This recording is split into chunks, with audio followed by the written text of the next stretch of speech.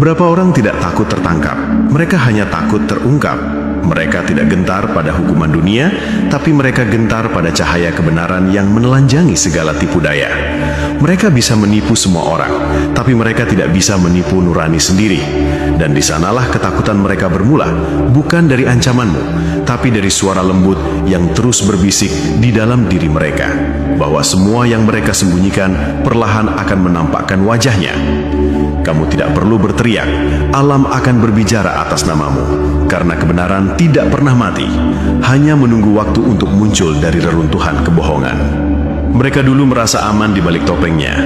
Mereka tertawa, berbisik, dan berpura-pura seolah dunia tunduk pada kepintaran mereka. Mereka mengira diammu adalah tanda kelemahan. Mereka melihat ketenanganmu sebagai kekalahan. Tapi yang mereka tidak tahu, diam itu adalah bentuk tertinggi dari kekuatan spiritual. Kekuatan yang tidak butuh pembuktian, tidak butuh pengakuan. Kamu membiarkan waktu menjadi saksi, dan kini waktulah yang mulai memanggil nama mereka satu persatu, menyeret bayangan ke cahaya. Kamu pernah disalahpahami, diremehkan, bahkan dijatuhkan oleh tangan-tangan yang pura-pura bersahabat. Tapi kamu memilih tidak melawan dengan amarah. Kamu tahu, amarah hanya membuatmu turun ke level yang sama dengan mereka. Jadi kamu memilih jalan sunyi, jalan yang hanya dilalui oleh jiwa yang sadar. Kamu menunduk bukan karena kalah, tapi karena kamu tahu, angin yang rendah hati bisa menumbangkan pohon yang sombong. Dan hari ini, ketenanganmu menjadi badai yang mereka tak bisa hindari. Ketika kamu diam, mereka bersorak.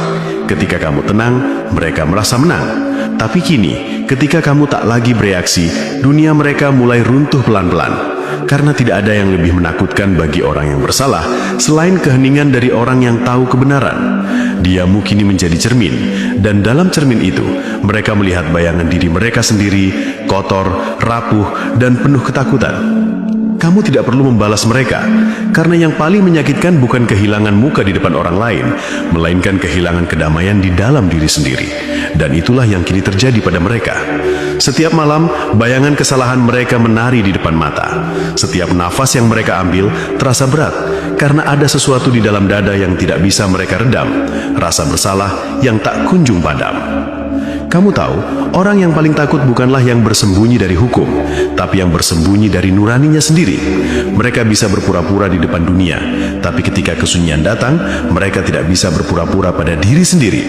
Hati mereka mulai bergetar, tangan mereka mulai gemetar, bukan karena kamu menyakiti mereka, tapi karena energi kebenaranmu terus menembus dinding ego mereka. Dan di titik itu, mereka tahu, yang mereka remehkan dulu, kini menjadi cermin yang menghakimi mereka tanpa